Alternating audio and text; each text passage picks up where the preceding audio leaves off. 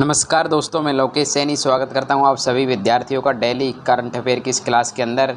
और आज हम 4 अगस्त की करंट अफेयर के बारे में देखने वाले हैं, जो कि सभी प्रतियोगी परीक्षाओं के लिए महत्वपूर्ण रहेगी। और अगर आप इस वीडियो का नोटिफिकेशन रेगुलर लेना चाहते हैं तो अभी हमारी इस चैनल को सब्सक्राइब कीजिए और बेल आइकन को प्रेस कीजिए। मैंने इस वीडियो के अंदर आज 4 अगस्त के जितने भी इम्पोर्टेंट क्वेश्चन हैं प्रतियोगी परीक्षाओं में आने के लिए, उन सभी क्वेश्चनों को मैंने इसमें कवर करने की पूरी कोशिश की है। तो चलिए आज का क्वेश्चन देखते हैं। Question number 1। क्वेश्चन नंबर पहला है कि हाल ही में किसे भारतीय रिजर्व बैंक यानी कि आरबीआई का डिप्टी गवर्नर नियुक्त किया गया है। हाल ही में किसे आरबीआई का डिप्टी गवर्नर नियुक्त किया गया है। इस क्वेश्चन का राइट आंसर हो जाएगा ऑप्शन नंबर डी, यानी कि पी वासुदेवन को हाल ही में आरबीआई का डिप्टी गवर्नर नियुक्त किया गया है। Option number D. आरबीआई यानी कि reserve bank of India. RBI एक भारत का केंद्रीय बैंक है और जिसकी स्थापना 1 अप्रैल 1935 को हुई थी, 1 अप्रैल 1935 को। और इसके गवर्नर है वो संजय मल्होत्रा है और इसके डिप्टी गवर्नर पूनम गुप्ता है। और हाल ही में नया डिप्टी गवर्नर पी वासुदेवन को नियुक्त किया गया है। तो चलिए नेक्स्ट क्वेश्चन देखते हैं। Question number 2। हाल ही में इसरो ने किस मिशन के तहत सफलतापूर्वक सैटेलाइट लॉन्च किया है। यानी कि इसरो ने किस मिशन के तहत सफलतापूर्वक सैटेलाइट लॉन्च किया है। इस क्वेश्चन का राइट आंसर है ऑप्शन नंबर सी, यानी कि इनसेट 3DS के तहत में लॉन्च किया है। इनसेट 3DS है, इसे 17 फरवरी 2024 को सफलतापूर्वक लॉन्च किया गया था। और यह एक भारतीय मौसम उपग्रह है तो जो इसरो के द्वारा विकसित किया गया है। इसका मतलब मौसम विभाग की जानकारी देने के लिए इसरो के द्वारा इसे विकसित किया गया है और इसे 17 फरवरी 2024 को श्रीहरिकोटा से सफलतापूर्वक इसे लॉन्च किया गया है। चलिए नेक्स्ट क्वेश्चन देखते हैं। Question number 3। किस खिलाड़ी ने हाल ही में 2025 बैडमिंटन एशियाई चैंपियनशिप में स्वर्ण पदक जीता है। इस क्वेश्चन का राइट आंसर है ऑप्शन नंबर बी, यानी कि लक्ष्य सेन ने हाल ही में 2025 बैडमिंटन एशियाई चैंपियनशिप का स्वर्ण पदक जीता है।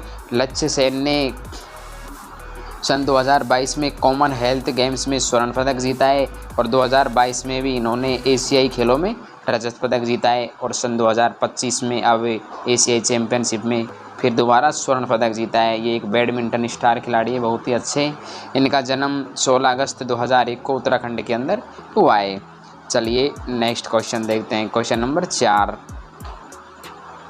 नीति आयोग के नए उपाध्यक्ष के रूप में किसे नियुक्त किया गया है। नीति आयोग नीति आयोग की स्थापना 1 जनवरी 2015 को की गई है। इसकी शुरुआत और इसके 2 अध्यक्ष होते हैं। इसके अध्यक्ष प्रधानमंत्री होते हैं। देश का जो भी प्रधानमंत्री होता है वो इसके अध्यक्ष होते हैं।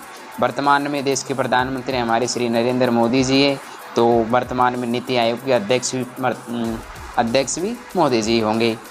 और नीति आयोग का क्या उद्देश्य है। नीति आयोग का उद्देश्य ये है कि ये नीति और दीर्घकालीन कार्यक्रमों का विकास में निगरानी करना एवं राज्यों और केंद्रों के बीच साझा विकास की रणनीति बनाना, ये इसका कार्य है।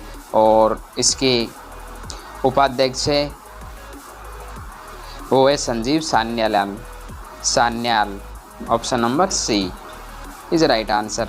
चलिए नेक्स्ट क्वेश्चन देखते हैं। Question number 5। हाल ही में किस राज्य सरकार ने महिला शक्ति योजना की शुरुआत की है। हाल ही में किस राज्य सरकार ने महिला शक्ति योजना की शुरुआत की है।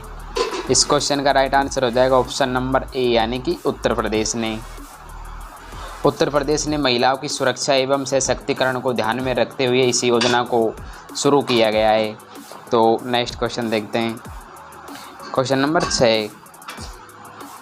हाल ही में भारतीय नौसेना के नए प्रमुख कौन बने। इस क्वेश्चन का राइट आंसर है option number B, Dinesh Tripathi को हाल ही में भारतीय नौसेना का नया प्रमुख बनाया गया है। और इसका उप प्रमुख है वो है देकर वाइस एडमिरल संजय वात्सन ने। और इसका कार्य है भारतीय नौसेना का समुद्री सीमाओं की रक्षा और समुद्री हितों की सुरक्षा करने के लिए भारतीय नौसेना का ये कार्य है और इसके प्रमुख है Dinesh Tripathi. Option number B is right answer. Question number next देखते हैं। क्वेश्चन नंबर 7, हाल ही में किसे भारत का नया चुनाव आयुक्त नियुक्त किया गया है? नया चुनाव आयुक्त नियुक्त किया गया है। इस क्वेश्चन का राइट आंसर है ऑप्शन नंबर डी, यानी कि गोपाल कृष्ण द्विवेदी को हाल ही में भारत का नया चुनाव आयुक्त नियुक्त किया गया है। गोपाल कृष्ण द्विवेदी हैं, ये एक IAS अधिकारी है और ये आंध्र प्रदेश के CEO के रूप में भी कार्य कर चुके हैं पहले, और 2019 में लोकसभा और विधानसभा के चुनावों में इनका महत्वपूर्ण योगदान रहा था। चलिए नेक्स्ट क्वेश्चन देखते हैं। क्वेश्चन नंबर 8, हाल ही में किसे 43वें लोकमान्य तिलक राष्ट्रीय पुरस्कार से सम्मानित किया गया है? इस क्वेश्चन का राइट आंसर है ऑप्शन नंबर बी, यानी कि नीतीश गडकरी को 43वें लोकमान्य तिलक राष्ट्रीय पुरस्कार से सम्मानित किया है। नीतीश गडकरी जी हैं जो कि वर्तमान में हमारे केंद्रीय सड़क परिवहन मंत्री और राज्य मंत्री भी हैं। इनका जन्म सन 1957 के अंदर नागपुर महाराष्ट्र के अंदर हुआ है और इन्हें ये पुरस्कार से सम्मानित किया। यह पुरस्कार लोकमान्य तिलक स्मारक ट्रस्ट द्वारा राष्ट्रीय प्रगति में उल्लेखनीय योगदान के लिए प्रदान किया जाता है। लोकमान्य तिलक स्मारक ट्रस्ट के द्वारा ये पुरस्कार प्रदान किया जाता है। चलिए नेक्स्ट क्वेश्चन देखते हैं। क्वेश्चन नंबर 9, हाल ही में शशि प्रकाश गोयल ने किस राज्य के नए मुख्य सचिव का कार्यभार संभाला है? इस क्वेश्चन का राइट आंसर हो जाएगा ऑप्शन नंबर बी, यानी कि उत्तर प्रदेश का इन्होंने कार्यभार संभाला है। Option number B. ये शशि प्रकाश गोयल है, ये सन 1989 बैच के वरिष्ठ IAS अधिकारी है और इससे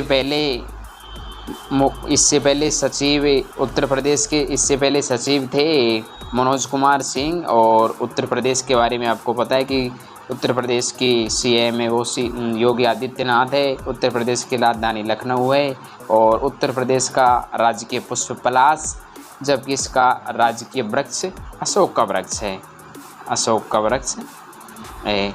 चलिए नेक्स्ट क्वेश्चन देखते हैं। क्वेश्चन नंबर 10, हाल ही में विक्रम साराभाई अंतरिक्ष केंद्र के नए प्रमुख के रूप में किसे नियुक्त किया गया है?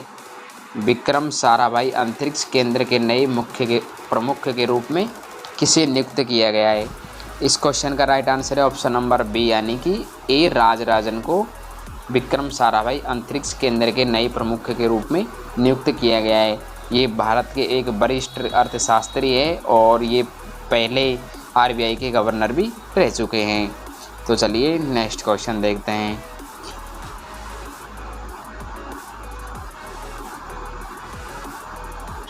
ये आपके कल के होमवर्क का क्वेश्चन था कि जल में घुलनशील विटामिन कौन सी है? जल में घुलनशील विटामिन।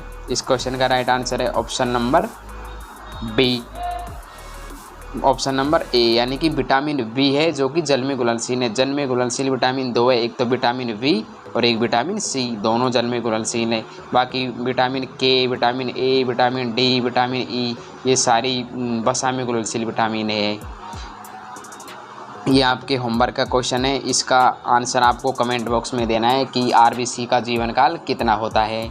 तो आज के लिए इतना ही, मिलते हैं 5 अगस्त की करंट अफेयर की क्लास के अंदर। तो थैंक यू, बहुत बहुत धन्यवाद। अगर वीडियो अच्छी लगी हो तो लाइक करना और चैनल को सब्सक्राइब करना। मिलते हैं नेक्स्ट वीडियो के अंदर। Thank you, love you all.